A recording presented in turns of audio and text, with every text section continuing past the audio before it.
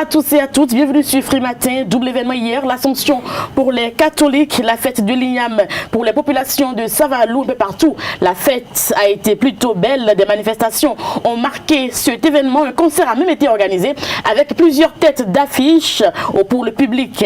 Un concert offert par la ministre Marie-Odile Atanasso. Clément Ebon, nouveau président du PSDL, Bruno Amoussou, Emmanuel Golou, président PSDL Golou. Nous sommes au Bénin et les intrigues politiques se poursuivent presque 2 ans après l'élection du président Patrice Talon. Nous ferons le débat dans un instant avec Nelson Avademe du groupe de presse Le Matinal et le directeur de publication du Grand Matin, Eloge Gandaro. Kader Achirou est là pour nous présenter la une des journaux. Bonjour. Oui, bonjour Nadège. Les journaux pour la plupart ont titré sur l'actualité politique nationale. Nous y reviendrons dans un instant. Dans Free Sport, nous parlerons de la 2e édition du tournoi ASC à Cotonou et nous parlerons également de Ronaldo qui écope de 5 matchs de suspension. Pour le journal, Laurel Kwasi, bonjour. Nadège, âge 2017, le premier vol prévu ce jour est reporté à dimanche prochain. Bienvenue, bonjour. Voici la pub.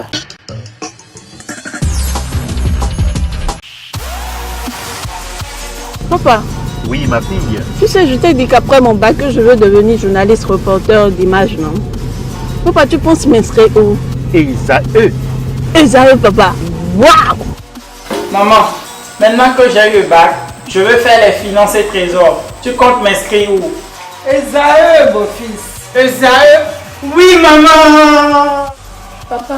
Oui.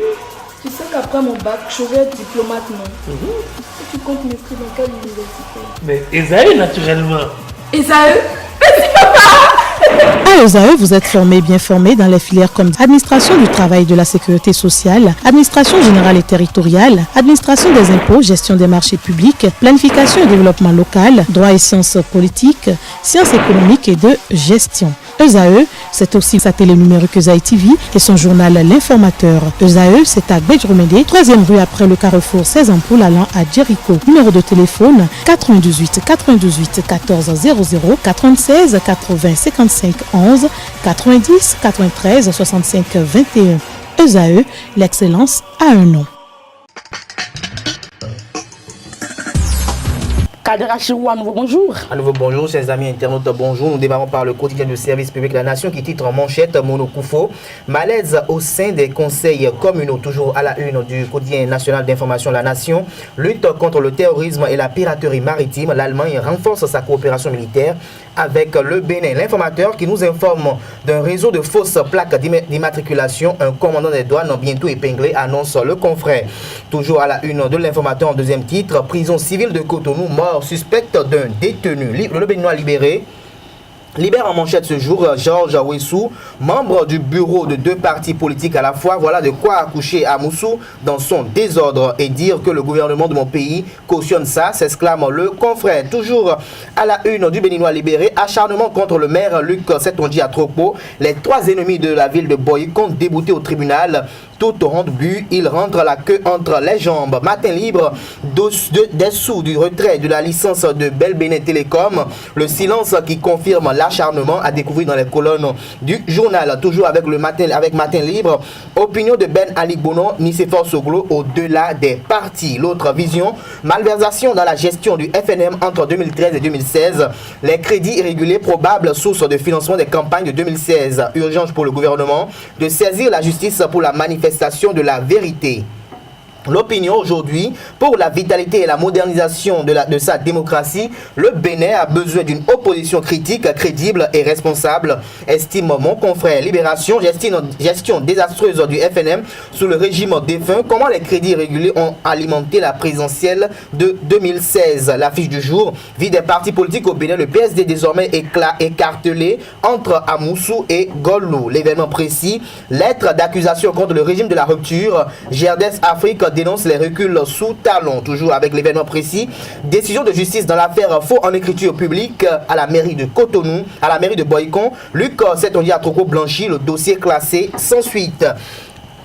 La nouvelle tribune dérive à la tête du pays. Le GRDS Afrique accuse le régime Talon, retrait de la licence de l'opérateur de téléphonie cellulaire Bébécom, le silence qui confirme l'acharnement. Le pays émergent, affaire de faux diplômes dans l'administration douanière. Le ministère de la fonction publique doit vérifier l'authenticité du diplôme du commandant Marouf Malherossou. Le PIB ONM décline toutes ses responsabilités, non à la politique de 2 poids 2 mesures de Talon.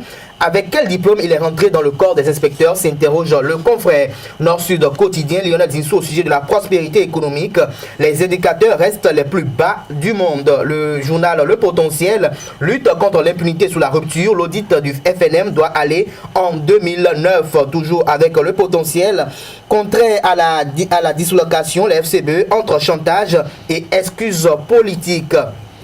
Kini, intronisation manquée de mytho contesté à Ouida. La famille de Souza dit non à l'imposture. Le procureur de la République saisit, toujours avec Kini, succession de Léa Dissoglo à la mairie de Cotonou. Et si les Cotonois penchaient pour Arlette Saïzonou, s'interroge ma consoeur. First Info, séminaire de Boycon sur le recrutement de mandataires au port de l'homme de Cotonou. Le rapport d'Ignette et désavoue Patrice Talon. Et pour finir avec First Info, Journée internationale de la jeunesse 2017, Komi Kouché, une foi inébranlable en la jeunesse et en son potentiel. Merci à vous Kader Achirou pour la présentation de cette une des journaux. Je rappelle que les quotidiens sont disponibles dans l'ensemble des kiosques sur toute l'étendue du territoire national. Nous allons à présent recevoir Aurel Kwasi qui nous présente le journal sur Frimatin. Bonjour à tous. La communauté chrétienne catholique a célébré hier la fête de l'Assomption. Pour ses fidèles, cette fête est fondée sur la croyance que le corps et l'âme de Marie sont montés au ciel après sa mort. Père Crépin Akakbouvi nous donne plus d'explications à cet effet. Quand nous disons Marie est allée au ciel, ah non, c'est parce qu'elle a bien construit son ciel sur la terre. C'est parce qu'elle a bien travaillé sur la terre. C'est ça. Elle est allée aider sa cousine Elisabeth 3 mois durant. C'est ça. Il faut construire la terre, la cité terrestre, comme le dit Saint Augustin. On ne peut pas tendre à la cité céleste en méprisant la cité terrestre. Non, non. C'est en construisant la cité terrestre qu'on construit et on gagne la cité céleste. C'est ça. Le mépris de l'existence humaine ne conduit pas au ciel. Autrement dit, le mépris de son frère ou de sa sœur en humanité ne conduit pas au ciel. L'autre, mon frère, est l'échelle qui me conduit au ciel.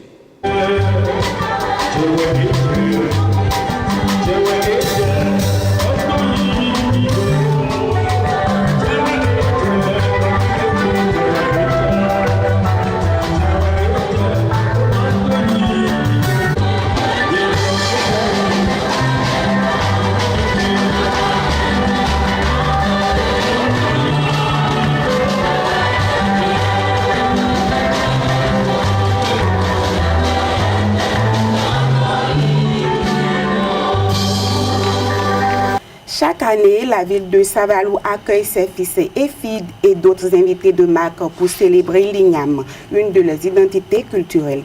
Dans toutes les villes du Bénin, l'Ignam était à l'honneur. Quelques Béninois nous livrent leurs impressions sur les ambiances festives à Cotonou. Aujourd'hui, c'est le jour de l'Ascension qui coïncide avec la fête de l'Ignam qui se fête à Savalou. Comme nous n'avons pas eu l'occasion d'aller au village, nous avons préféré l'organiser au niveau du cafétéria Mon Général entre amis. Cette année, à défaut d'aller chez moi à Savalou, j'ai préféré fêter ça à Cotonou, accompagné de mes frères et sœurs, et je trouve ça super bien. Ça se fait dans la simplicité, entre amis, c'est le plus important d'ailleurs.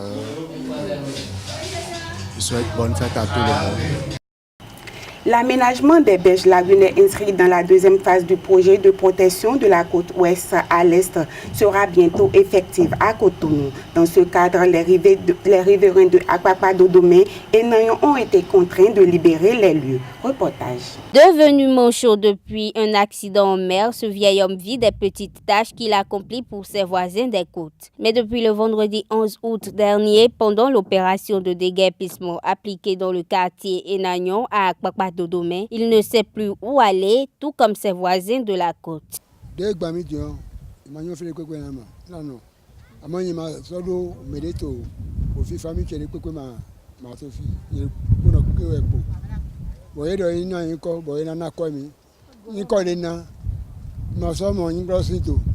Donc, doit pour maman doit pour votre dos ici. Il dit à quoi on a fait des narratifs. Je souhaite on y au carreau votre dos au nudo. Fais te dire madame le coupé. Yolo, mais des watts madame et ado a holo. On y a holo. Holo le honam tofi, you saw Saint-Denis. Et le white homme n'a pas chauffé là, il n'a pas de magémi. Un boy, il va y avoir Biniwa, Oni, Udoa, Quato, Oni, Namina, to Quebec. They don't, you call it now, you call it à l'Opadevo. You call it à l'Opadevo, nous m'avons vu Ghana, nous m'avons vu Afi, you call it Mayafi, Emmanuel aussi. En effet, cette opération a eu lieu dans le but de réaliser des épis sur la côte est de Cotonou en vue de stopper l'érosion côtière. Les habitants de la zone mise en garde quelques mois avant auraient été rassurés du contraire par les autorités de leur zone. Déçus du dit déguerpissement, ils estiment que le gouvernement devrait prendre ces mesures en conséquence avant de les déloger.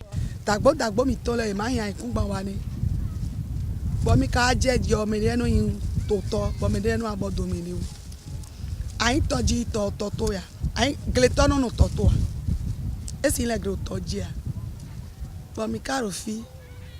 Ni no ahosu na blo ndi na blo. Ena batemenu mi de so to vie mi. Ahosu na batemenu ye batemenu mi ya. Ho na to ro ina 100,000. 100,000 e bwana ndo kwetu elokpo du te bulu ko. Eyin badea ona bina de ho atora de bi boy na do we na 100,000 to mi ton le ku dagbo mi ton le ku cho frija mi de koi mi mai gabon ne mai congolese ne de ni no emi hun bo awon lo wa ton din po won ye do na gba mi janwe mi kai mere siku ya mi yi mere siku ya me nu ko mi te yi ku 100,000 ko te 100,000 bo ja wan ten mi brikiro de yin wewe de yin apoton nukunlopo de yin tene de sese we ba dion fitena do ngbono do fi po fi gbegbe din le ba dimbo le ba to so le biro fi tena bromont fiten to bogo de gba mi o fije mi no ba pe de to e ko mi ton bi ba de we vi an kan so bronsa sun le kan itoji bron we vi wa bo mi no ho a ho le bi mi no ho amado kwere so ito to an ho vi a ho aibo an sun ko tin de ka gba mi di fite mi nanu mi ma do fi de buranu alogoto ma do alogo gigore su de ka gba mi o le bi egbele azo mi ton de su gbele mi do mo we do kwere ma so da lo menu mi so mo bo mi ka ro fi di on fi onu na mi dudu su po toji ito de su egbere e ma ja itoji e temi na wa bo do du mi ma do mede ma do to ma do no asu martin mede pe martin ba yi do nanti family ten of do me. Ils attendent donc des autorités du pays une réaction positive pouvant les sortir de cette situation. Les candidats au HAJ 2017 doivent encore attendre dimanche 20 août pour se rendre en Arabie Saoudite. Un changement dû aux difficultés liées à la délivrance des visas, c'est ce qu'a indiqué le secrétaire général du Conseil national de coordination du Hadj Bachir Badamassi. Il a par ailleurs ajouté que les Saoudiens ont des difficultés pour délivrer tous les visas parce que la connexion Internet est exécrable. Rappelons que 6 vols sont prévus pour cette année. Ici se referme ce journal sur Frématé. Merci de l'avoir suivi. Merci à vous, El Kwasi, pour la présentation. Nous allons passer à présent au débat. Nous parlerons politique, PSD et FCBE. Le débat sur Frimatin. Pour le faire, nous sommes avec Nelson Avademe. Bonjour. Bonjour. Vous êtes du groupe de presse Le Matinal. Merci d'avoir accepté notre invitation. Et puis, le DP du Grand Matin. Bonjour. Reloge Gandaro. Bonjour. Bienvenue donc sur Frimatin. Nous allons commencer à parler du PSD. Décidément, les deux ailes ne s'entendent pas, Nelson Avademe. C'est ce que nous constatons à travers le congrès Bruno Amoussou qui a eu lieu le week-end passé. Et donc, on constate un bicéphalisme à la tête de ce parti, de ce grand parti qui a fait les beaux jours au Bénin. C'est dommage qu'on en arrive là parce que pour un parti comme le PSD, qui vit cette crise à l'interne, c'est vraiment dommage. Mais je crois que il a manqué un peu de sagesse, je dirais, à Bruno Amoussou pour pouvoir gérer la crise. Parce que, en fait, quand vous êtes... vous incarnez, vous incarnez ce parti politique et que vous constatez que les enfants de la même maison ne s'entendent pas, je crois qu'il lui revenait de ramener la balle à terre, de rassembler les deux partis antagonistes pour pouvoir trouver une solution. Mais lorsque vous prenez parti déjà dans cette crise et que le ministère de l'Intérieur en vient à reconnaître l'aile Ebo, je crois que cela n'a pas du tout favorisé, c'est-à-dire la réconciliation. Et donc aujourd'hui, il reviendra une fois encore au tribunal de statuer véritablement sur la question et de dire celui qui est véritablement le président du Parti social-démocrate. Et donc la crise n'est pas encore finie et les jours à venir, les protagonistes se retrouveront certainement devant les juridictions compétentes de notre pays. Elos Gandaro, le PSD? Ah oui, le PSD, l'aile Bruno Amoussou vient de finir son congrès, malgré le communiqué passé par un communiqué d'interdiction. Un communiqué qui lui interdit d'organiser le congrès. Le congrès a eu lieu. Donc après le camp Ebo, maintenant c'est le camp Amoussou qui a organisé son congrès. Ça veut dire que les deux camps ont organisé leur congrès. Le camp Ebo, je dis le camp Golou, quand son congrès a été organisé, ce camp a estimé que bon, c'est Golou qui est le président du PSD, le président légitime. L'autre camp également vient d'élire Ebo comme président légitime du PSD. Ça veut dire que nous sommes au Bénin, la crise se poursuit. Mais normalement, en de pareilles circonstances, en de pareilles conditions, lorsque deux partis n'arrivent plus à accorder leur vœu, n'arrivent plus à s'entendre, c'est le tribunal qui tranche. Ça passe par la voie du dialogue. Bon, maintenant, si la voie du dialogue ne marche pas, si à l'interne, les deux parties n'arrivent pas elles-mêmes à régler leurs problèmes, bon, on confie ça à un arbitre. L'arbitre ici, c'est la justice. Mais voilà que, dans un premier temps, le juge a estimé qu'il est incompétent pour dire qu'il est le président légitime du PSG. Ça veut dire que la crise se poursuit. Maintenant, s'il n'y a plus d'autres voies de recours, on attend une seconde phase de la bataille, toujours avec la justice. Donc vous pensez que définitivement les deux ailes ne peuvent plus s'entendre ? Nous fixer sur celui qui est vraiment... Parce que tout le problème se pose là. Si aujourd'hui la justice tranche en estimant que c'est le camp Bruno Amoussou qui est le camp légitime et que c'est Ebo qui est le président légitime du PSG, je crois que la crise va tirer à sa fin. Ou si c'est Golou, du côté de Golou, le camp Bruno Amoussou va ranger les bagages et peut-être celui qui a perdu, il va créer une autre partie ou lui donner une autre dénomination. Bon, maintenant, si l'arbitre même n'arrive pas à trancher, ben, ça veut dire que le problème demeure et c'est la preuve des mots qui minent nos partis politiques au Bénin. Parce que c'est pas toujours évident pour la justice. Des dysfonctionnements qui minent nos partis politiques au Bénin. Ça appelle à une réforme du système partisan parce que lorsque un seul individu, une seule personne, un leader, c'est lui qui est maître du parti, c'est sa propriété, c'est sa chose, c'est lui qui finance, c'est lui qui décide de qui ira aux élections, c'est lui qui propose la liste électorale. Bon, c'est lui qui finance, le problème se pose. Donc, il faut véritablement arriver à une réforme du système partisan pour que nous cessions d'assister à ces conflits-là qui perdurent. Donc les regards sont maintenant tournés vers la justice béninoise pour savoir en fait de qui entre Golou et puis Ebos est vraiment le président du PSD. Nous allons parler à présent des FCBE, Nelson Avademe. Si vous permettez, je voudrais rapidement revenir sur... Vous savez, c'est toujours les problèmes qui se sont posés pendant les dernières élections présidentielles. Parce que vous avez un parti comme le PSD où il y avait plusieurs candidatures, c'est-à-dire Bruno Amoussou qui était avec Patrice Talon et Emmanuel Golou qui était avec Sébastien Adiavon. Et donc, après les élections, vous constatez, quand on a eu Patrice Talon comme président, on a constaté que Golou n'est pas rentré dans les rangs. Et de l'autre côté, Amoussou en tant que président de l'Union fait la nation, a besoin que le PSD continue de faire partie de l'Union fait la nation pour pouvoir avoir un poids politique auprès de Patrice Talon. Alors que Emmanuel Golou est dans la dynamique du retrait du PSD de l'Union fait la nation. Et cela a été le cas pour le congrès El Golou. Les décisions qui sont issues du congrès ont dit que le PSD se retire de l'Union fait la nation. Et donc vous voyez, il y a une crise de leadership au sein véritablement de ce parti. Et donc il faille que Bruno Amoussou, qui est quand même un leader charismatique, qui est un homme d'expérience en politique au Bénin, puisse prendre de la hauteur pour réunir ses frères et sœurs de ce parti afin qu'une solution soit trouvée. Parce qu'on ne peut pas continuer à observer ce bicéphalisme à la tête du PSD. De toute façon, le PSD continuera de perdre des plumes si cette crise perdue, et cela n'est pas de l'intérêt des Et pour le congrès du PSD El Amoussou, on a eu quand même de grands ténors, de grands soutiens du président. Oui, absolument. Bruno Amoussou est de la mouvance présidentielle et vous donc comprenez que... Okay. On parle à présent des FCBE, les FCBE qui sont en tournée. Qu'est-ce que vous pensez de cela? Ils sont en train de mobiliser, de remobiliser la troupe parce que depuis l'échec des FCBE aux dernières élections de mars 2016, on a observé une certaine léthargie au sein de ce regroupement politique. Et donc, il est de bon ton que les FCBE remobilisent la troupe pour les échéances à venir. On peut, a priori, on peut dire que c'est normal.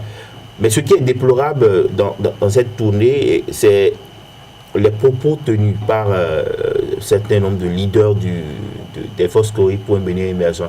Vous avez par exemple des leaders comme Azatassou qui, dans tout ce qui se passe depuis avril 2016 jusqu'à nos jours, trouvent que rien n'est bon. Je crois que ce discours, on doit pouvoir cesser avec cette forme de politique et avancer. Lorsque vous avez un président en face de vous, le minimum, c'est-à-dire l'honnêteté intellectuelle, vous amène à reconnaître ce qui est fait de bien et déplorer ce qui est fait de mal. Mais quand vous en arrivez à peine tout ce qui est fait en noir, je crois que c'est dommage. Et on pourrait dire que les FCBE n'ont pas de leçons à donner à qui que ce soit. On a vu la gestion des FCBE pendant ces 10 dernières années. J'ai suivi l'honorable Akofordi Grégoire, ancien ministre de la Justice, qui a géré le dossier d'Aïvo dans ce pays. Je l'ai suivi à Calavi dans un discours, je dirais virulent, mais je dis que les FCBE n'ont pas de leçons à donner. Ce n'est pas pour ça non plus qu'ils vont rester chez eux, ils vont dormir. Ce n'est pas pour ça, et c'est pour ça que je dis il faut d'abord reconnaître ce qui est fait de bien et maintenant déplorer ce qui est fait, proposer des solutions pour améliorer ce qui est fait de mal. Mais lorsqu'on arrive à peindre tout en noir, je crois qu'il y a une mauvaise volonté qui anime ces leaders politiques aujourd'hui. Elos Gandaro, les FCBE ne s'avouent pas vaincus? Oui, ne s'avouent pas vaincus, même si c'est arrivé tard, mais c'est bien. Parce que, on l'a souvent dit, il ne faudrait pas que ceux qui se considèrent comme des adversaires, ceux qui ont échoué aux élections, aillent dormir sur leur laurier. Dans une démocratie, il faut une opposition de taille, une opposition constructive. Lorsque vous avez perdu les élections, vous vous organisez, n'est-ce pas? Parce que c'est ça qui construit le pays. On n'est pas là pour regarder ceux qui ont pris le pouvoir, gérer à leur manière. Vous êtes là pour critiquer, pour dénoncer, faire des critiques objectives et pour proposer ce qu'il faut. Bon, le rôle d'un parti politique, c'est l'animation de la vie politique. Et nous constatons aujourd'hui que beaucoup de partis ont démissionné.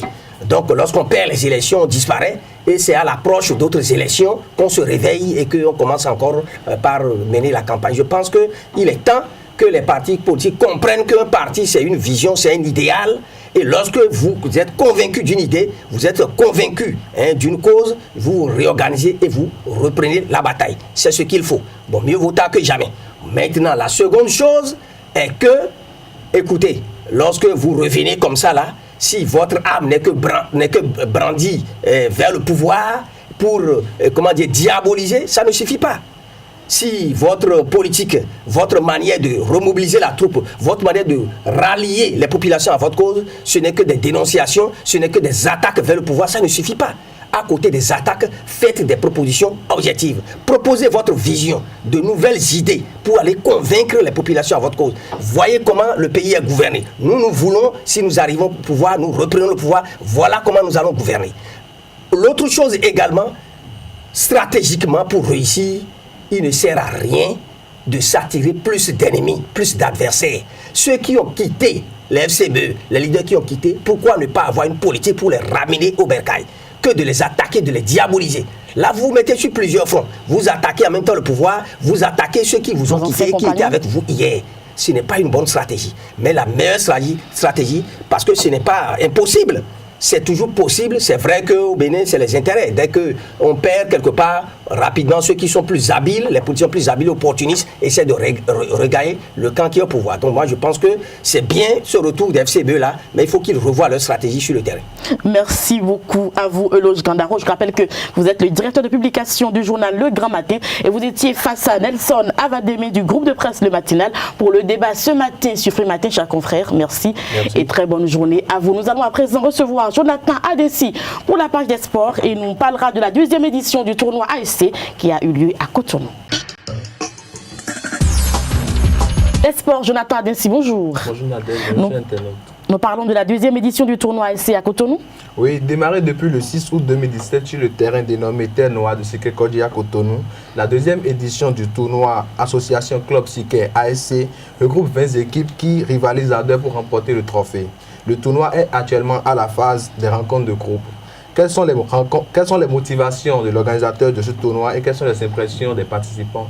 Suivons ensemble. C'est le club ACS qui organise le tournoi. ACS, c'est un club de jeu pour tout le monde.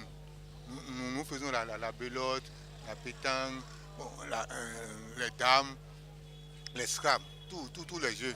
C'est à partir de l'année dernière qu'on a intégré le football dans le club. Quel est l'objectif de l'ACS en organisant le football?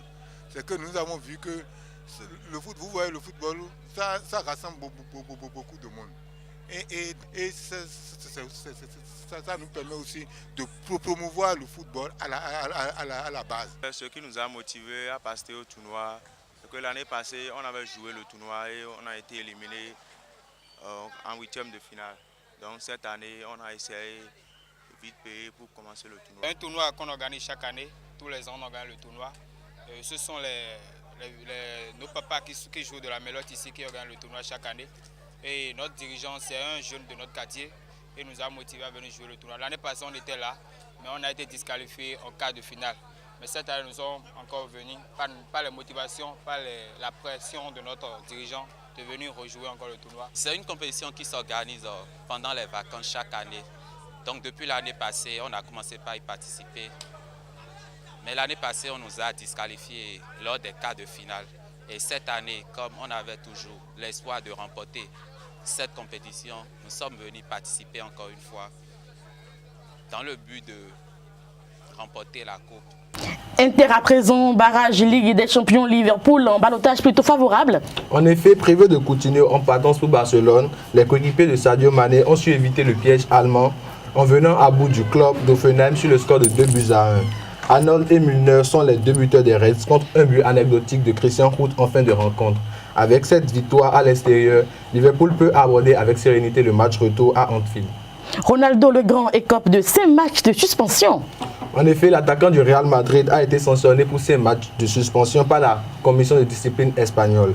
Pour être plus explicite, il s'agit d'un match de suspension pour avoir reçu un carton rouge lors du match aller de Supercoupe d'Espagne et de 4 matchs supplémentaires pour avoir poussé l'arbitre après sa sanction. Une décision jugée sévère par l'institution madrilène de football qui avoue mener toutes les guerres pour casser complètement cette sanction. Zinedine Zidane n'a lui aussi pas manqué de pousser un coup de gueule à ce propos hier en conférence de presse d'avant-match. Emmanuel Macron, le président français, n'a pas fini de nous surprendre. Une visite surprise aux joueurs de l'OM, Jonathan Adessi. En effet, en vacances à Marseille, le président de la République française, supporter de l'OM, a rendu une petite visite de courtoisie aux joueurs. L'ancien ministre n'a jamais caché son amour pour le club olympien. C'est donc naturellement qu'Emmanuel Macron est allé rejoindre les joueurs pour faire quelques passes avec eux lors de leur entraînement. Le numéro 1 français a même pris le temps de poser avec non seulement les cadres du club, mais avec les jeunes joueurs du centre de formation olympien. Et puis le président était plutôt en bonne forme, mais en pleine forme. Merci à vous, Jonathan Adinsi. C'était donc la page des sports sur Free Matin.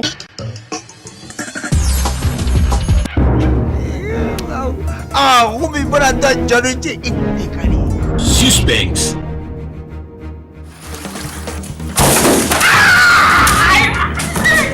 Papa, mais qu'est-ce qu'il t'a fait?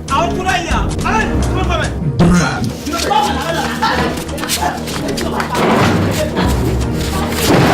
Action. Humour. Tout ceci est au rendez-vous dans ce nouveau film. La cour de bazar.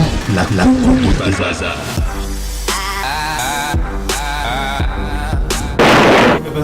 Tu vas laisser nous 5 secondes, moi.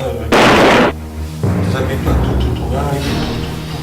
Ce sont pour aller faire. Mais toi, tu mélanges tout sur la même cour. Ceci n'est rien d'autre que le retour sur la scène de Oncle Bazar avec son ciné-club OB Productions. Et cette fois-ci en version DVD. Je vous dis bien en version DVD. Procurez-vous de ce nouveau DVD de Oncle Bazar dans toutes les discothèques, les pharmacies, les supermarchés, même à la poste du Bénin au prix habituel de 1000 francs CFA. Et vous aurez de quoi vous distraire.